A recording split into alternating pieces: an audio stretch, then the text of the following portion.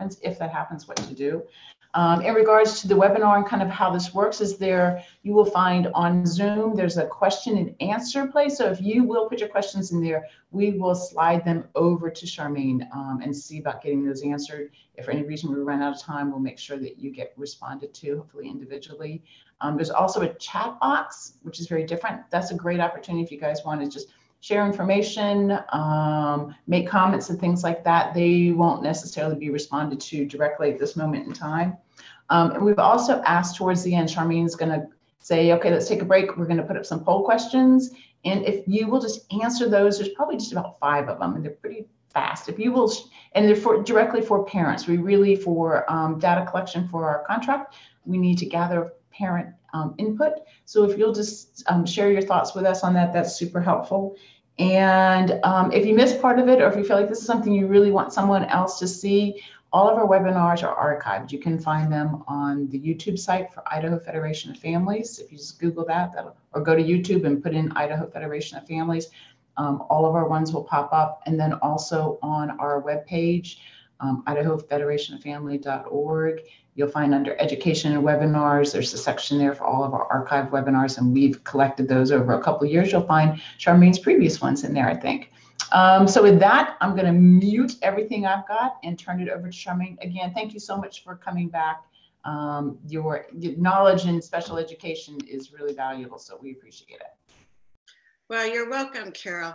I'm excited because this is during our springtime kind of rush with IEP meetings, and often the question about extended school year either is discussed in the spring, or sometimes districts just tell you that your child doesn't qualify for extended school year. So we're going to be jumping into our presentation, and one of the big kind of themes that we have is that we want to make sure, and I need to go back here, that you know and that the district knows that extended school year services need to be individualized. Extended school year services come out of your child's IEP. Your child's IEP needs to be individualized. Therefore, any services that your child gets during extended breaks of the school year, they also need to be individualized. And we'll go into this a little bit more. Today, I'll be giving you some advocacy tips for getting what your child needs when we look at extended school year services.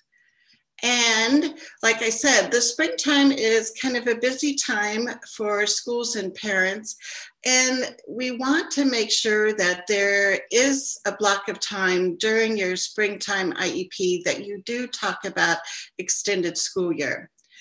I do have a free ebook. So today will be kind of an overview of extended school year, but I have a free ebook if you want to download it. There's the link, and I also put the link in the chat box. And this goes into some more detail. And sometimes it's just handy to have something that you can refer back to in writing. So please feel free to download that book. First, we want to talk about the difference between extended school year and summer school, because they are not the same thing. I think as parents, we remember summer school when we were kids, and it was like, oh, you know, if we needed some extra help on a certain subject, our parents would sign us up for summer school, or maybe we were a high school student and we needed to make up some credits to make sure we had enough credits to graduate. And we went to summer school. But extended school year services are only for students that have IEPs. And they're meant to work on those, either all or some of your child's IEP goals during an extended break. And we'll talk about in a little bit how extended school year, even though we think about it as occurring during the summer, it really can happen at other times when there's other breaks in the year too. So today we're going to be talking about 5 red flags that you need to pay attention to. And also we're going to talk about 3 shocking truths about ESY. So stay tuned to the end, because as an experienced advocate, I was even surprised with these things about extended school year. So let's get on with our first red flag that you need to look or to be careful of is when you look at maybe a draft IEP, if you see the boxes already checked that says no, your child does not qualify for extended school year, and you haven't even had the IEP meeting yet to discuss it, that's a huge red flag. So it's like, great, what do I do about that? So if you are looking at a draft IEP, you look, it's kind of towards, I don't know, towards the end of the IEP form where they're going to say extended school year. If it's marked no, a wonderful action that you can do is to email the special education teacher and ask for an IEP meeting to make sure that ESY does get discussed. I know I've been in some school districts where it's September and they already have the box marked that the student doesn't qualify for extended school year. And it's like, how can you make that decision right at the beginning of the year? In some school districts, how their computer program is set up, it just defaults to no. So unless you notice that, unless you kind of know that this is something that is really supposed to be discussed by the whole team and that the district doesn't make these unilateral decisions, sometimes that can just slide by. So the concept is you want to write something, right? Because you know that things need to be in writing or they didn't happen. So that's when you do the email and you request a meeting so you can have input as a parent and talk about extended school year.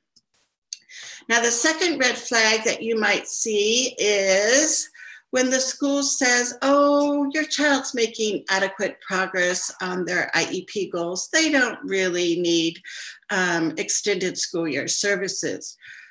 Well, the reality is so many decisions are made without really looking at data that's been collected.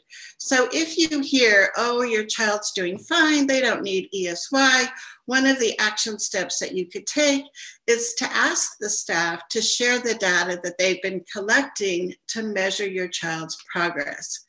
And this can get to be, a little complicated sometimes for parents because it's like, well, they showed me these graphs, they showed me these numbers, but I have no idea what they mean. If you feel like they're showing you information and it's not understandable, follow up with questions. They really need to be able to explain it to you. Often as an advocate, when I'm at IEP meetings and I ask to see the data that they've collected, we find very little data that's actually been collected, and people kind of make decisions based on, well, I think he's been doing okay, which really isn't acceptable. So we always want to make sure that we have data when we're making these kinds of decisions.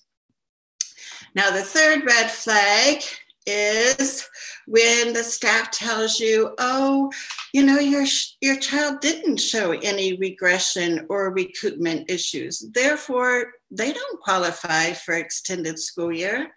Well, let's look at first what regression and recoupment means. So regression happens after an extended break from school. So it can be over winter break, it could be over spring break, it could be over summer break, where your child loses a lot of those skills that they had during the school year. Recoupment is looking at how long does it take your child to regain those skills that they once had. Now, the language is a little wishy-washy, as a lot of times happens, right? So there's no specific, number, like how many weeks does it take for your child to regain those skills? It's just more or less a reasonable amount of time. with most students, like if you remember yourself, when you had, 3 months off for the summer, came back in the fall, it was like, oh, do I remember how to do all this? That is pretty typical. But for some students on IEPs, that amount of time, that amount of break from school really causes them to get back up to where they were at the end of the school year. But the thing that you want to make sure that you look at is knowing what your state regulations say, because each state has different kinds of regulations around extended school year. And in the chat box, I put a link in for those of you from Idaho that would like to read the specific Idaho regulations around extended school year. Because a lot of times, there's other factors need to be considered. And so if you hear, well, there's no regression and no recoupment, therefore your child doesn't qualify, that's only part of the answer, because there's other factors that should be considered also. And here's the bit.ly link for the Idaho ESY. In Idaho, one of the other factors that needs to be considered is, does your child have some emerging skills that if there's a long break, they're going to probably lose those skills? So it's not just recoupment and regression data that they need to be collecting after breaks, but the IEP team, and remember, you're part of that team, needs to look at, my child just started learning how to do this, and now if we go on break, that's going to be, kind of lost. So emerging skills is another factor that teams need to consider in Idaho. The other thing that Idaho has is you need to look at critical life skills. Are there some critical life skills that are going to be lost if the child doesn't have extended school year services? They give, in the Idaho regulations, they give some examples. These aren't the only examples, but if your child is learning toileting, feeding, having mobility issues, communication, they're just starting to learn to dress, do other kind of self-help skills, and look at this, social emotional functioning. So for probably a lot of our listeners, this is going to be one of those key areas that you want to tap into. Now, truth be told, I would guess that there's probably a lot of teachers in Idaho that have not read the specific extended school years guidelines.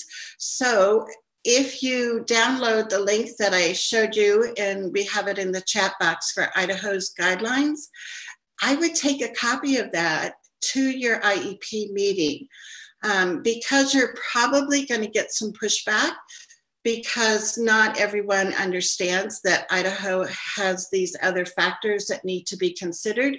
And if you have the guidelines with you, you can just politely say, well, let's look here where it says these are some other factors for us to consider. So having those resources at hand when you're at the meeting is really helpful. And again, this is the ESY book. This does generally talk about extended school year. There also are some examples in there from Idaho and Colorado, just to give you a flavor of what some other states are doing around their guidelines. And there's that bit.ly Idaho ESY link again. Now, the fourth red flag is you get to the IEP meeting, you talk about ESY, they say, yes, your child's eligible for ESY, and you think, great. However, the next part of the conversation is these are the dates for ESY, and you'll often hear, so we start June 4th, we go for several weeks, we might take, a few days off for 4th of July, and we end on this date.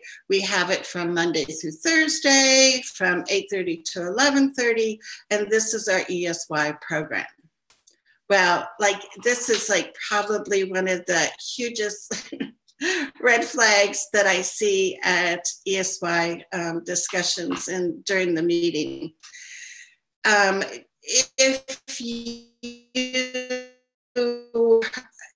you have a conversation, you want to follow up with, again, something in writing to remind the staff that ESY needs to be individualized. Now, of course, if you're in that face-to-face meeting, you just bring that up as part of your conversation and say, I'm confused because my understanding of ESY is that it's going to be individualized. So what you're describing is a district program. My understanding of the guidelines are that it is not supposed to be based on what the district is currently offering to everyone else. So for example, if your child might need extended school year services throughout the summer, not just in the month of June or a couple weeks in July.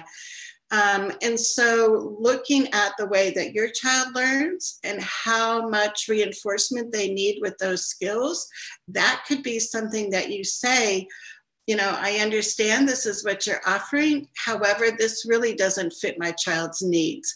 So just like everything else in IEP meetings, those services that your child gets are supposed to be based on their unique needs. So again, have that discussion. And you always want to follow up any verbal discussions with the email saying, I understand this is what we discussed today, give a summary. And again, request that ESY services be individualized. A lot of times what districts do is they have one school building in the district that is like everybody that goes to ESY is going to come to this elementary school. And your child can be in a class with, elementary to high school age students. I mean, sometimes they have just such a few number of students receiving those services that they just kind of group everybody together. I would say that probably is not going to be the best placement for your child. So you need to kind of think outside of that ESY box and look at some other things. There are parents that have, looked at the social emotional goals in their child's IEP, and social skills is like one of the huge things that their child is working on. Well, sitting in a classroom with, a variety of ages and not really being able to be around other students their age sometimes is a hindrance. So you can look at, there might be some local park and rec activities that would be a perfect way for your child to work on social skills.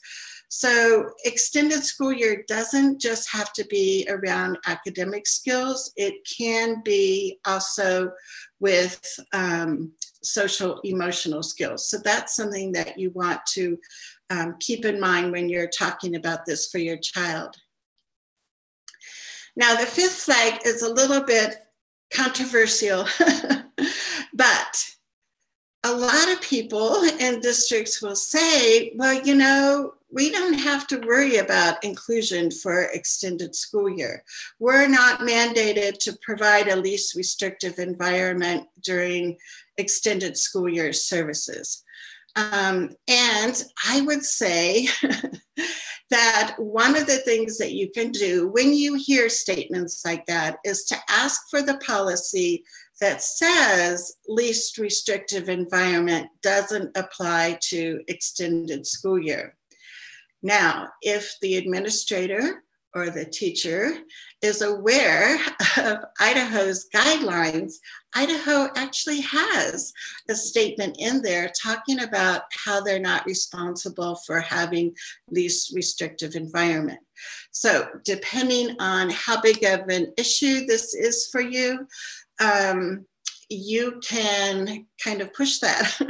So there have been several circuit court decisions, like in the Second Circuit Court in New York, there was a court decision about, you know, least restrictive environment is still something that you need to consider when students are getting extended school year services. Now, if you're watching from Idaho, we're not in the Second, but that decision can have an impact on what we do here. I think this is probably something that you would want to seriously consider if this is a big enough issue to pursue, because it would take a lot of advocacy effort to get that changed. And so one of the things that I've been thinking about is talking to our Idaho Director of Special Education and having a conversation about that. Because I think that's something that is kind of in the gray area. And I would like to see Idaho in the forefront of always looking at how we can include our students with typical students and nurture those relationships. So we will see if that happens. But the other thing is we want to look now at 3 shocking ESY truths. It's like, you won't believe these. So let's look at that first one. It's like, what? Did you know that extended school year is not even mentioned in the federal IDEA law? And it's like, what? How can this not even be in the law? I mean, what? So it's surprising, but it's true. So ESY is not mentioned in the statute, but extended school year services are mentioned in the regulations. So that's where all of these, you know, conversations, rights, guidelines kind of come from, is it's in the regulations. And that's why it's important sometimes to be able to connect with an advocate who can help you understand where your rights are coming from and some basic information about those rights. Now, the other thing that is kind of amazing is that there's no criteria for how students are considered eligible or not eligible for extended school year services. Yes, it mentions ESY in the regulations and the federal regulations, but they don't have any kind of recipe or criteria for how students qualify for these services or not. So that's why it's like super important that you know what your state guidelines are. And again, in the chat box, there's that link for the Idaho guidelines that you can download. And they will go into the real specific kind of nitty gritty. So if you're a parent that likes to get into all the details of things, that would be a great resource for you to check out.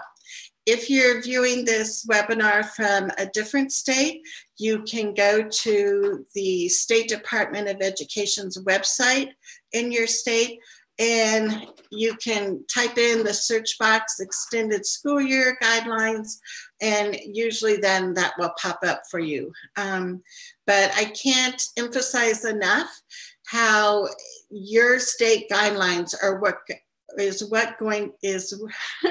if I can talk, is going to be the guidelines for how your child is declared eligible or not eligible for extended school year services. Now, the other shocking truth is ESY doesn't just have to be for the summer. And it's like, what? I never heard of this. We only talk about ESY in the springtime and get it set up for the summer. And that's typically how it happens. But there are times when school districts have like a 2-week break for fall vacation or fall break, or a 2-week break or longer for spring vacation. And you look at winter break, right? So those, even though they are not as long as a summer break, those are still technically considered breaks in your school calendar.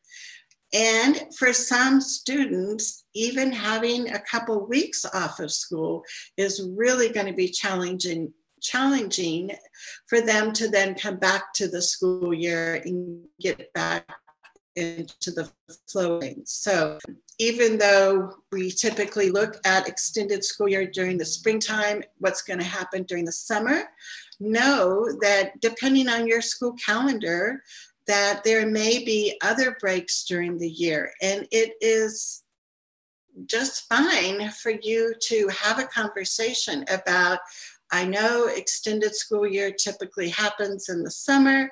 However, I would like our IEP team to come together and talk about this upcoming break and what kinds of services my child can get. And the other thing that I wanted to mention when we talk about extended school year services, not only, the timing can be individualized, but what that looks like. And we gave the example of like a park and rec class for your child to work on social skills. It might be your child needs a one-on-one tutor for some ideas and be able to work on some skills. So that could also be something that you look at for extended school year services. And we are going to take a short break here because we've got some great polling questions. So please, if you're a parent, can you answer, was this webinar useful? Yes or no? And we'll give you a minute, a few seconds to answer that poll.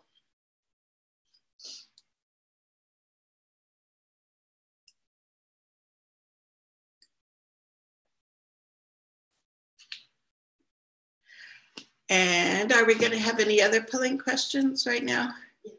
Yeah. So another one's coming up for you.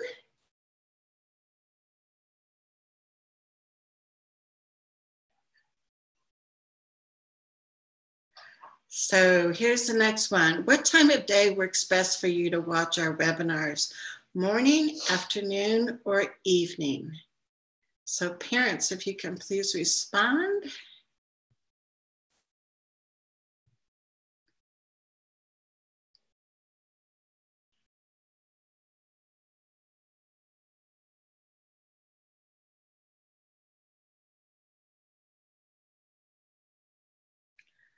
And I think we have another question coming up.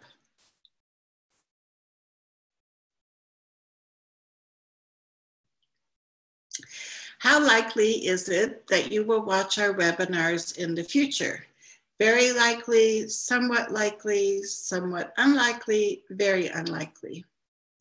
So parents, if you would respond to that one.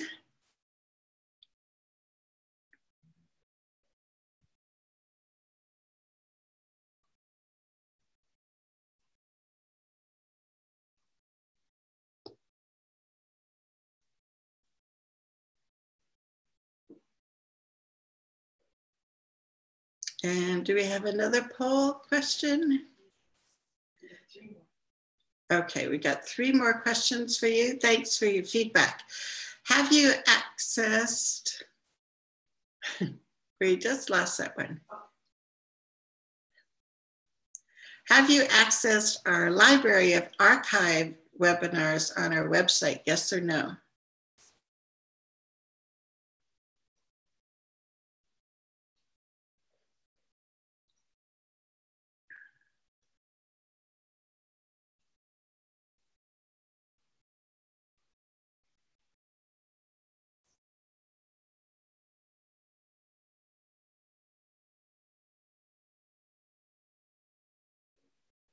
And another polling question for you. How could future webinars be improved?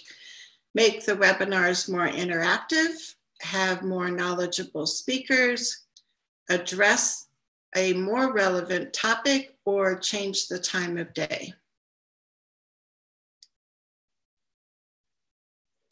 So click on your answer there.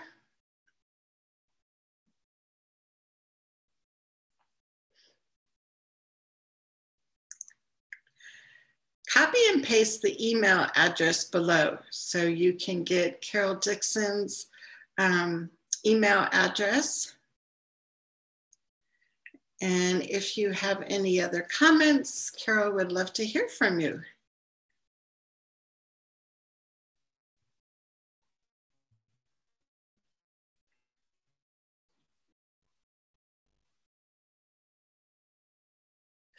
So thanks for giving us that feedback. That really does help us a lot.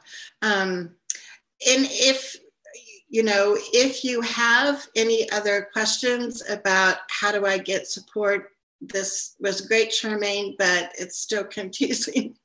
Know that I'm available, that you can email me. If you download that ESY book, I have my contact information in there. So that would be a way that you can get in touch with me. I do. Oh, okay, good. We've got questions. Yes, I like it when we get questions. Hey, Sherry. I know Sherry's from Colorado. She said from Colorado's ESY handbook, it says this below. It seems to contradict itself. Comments. So this is from Colorado's guidelines. It says ESY services must be determined annually and provided in the least restrictive environment as determined by the student's IEP team. However, the U.S. Department of Ed has clarified that an administrative unit or a state-operated program is not required to create new programs as a means of providing ESY services to students with disabilities and integrated programs if the public agency does not provide services at that time for its non-disabled children. So, hey, Sherry. Sherry's a great advocate in Colorado, and it does. I think you're right that there is contradictory language. There have been, I know from the Colorado Springs district, years ago, there was a court case about least restrictive environment, about Colorado's ESY services. So I think that that still needs clarification. If a family wants to pursue having their child have ESY services in a more inclusive environment, and if the district denies that, that might be something that a parent could either write a letter to ask for clarification from the State Department in Colorado, and or file a state complaint and see if they can't get clarification on that. Because they are, to me, my interpretation is those are contradictory statements right in Colorado's guidelines. So I think it might be hard for parents to pursue inclusive ESY services when there's that contradiction. So sometimes what parents have to do is use their due process rights and follow up with a state complaint and see if the state complaint officer can clarify that. I mean, there's other ways that you can pursue that too with your due process rights, but probably filing the state complaint would be the easiest way. And so I was going to check and chat. So Amy says, will you share the ESY book again, the link again? So, and I see that somebody put that in there. So the links got put together. So for the book, it's the bit.ly/ESY book.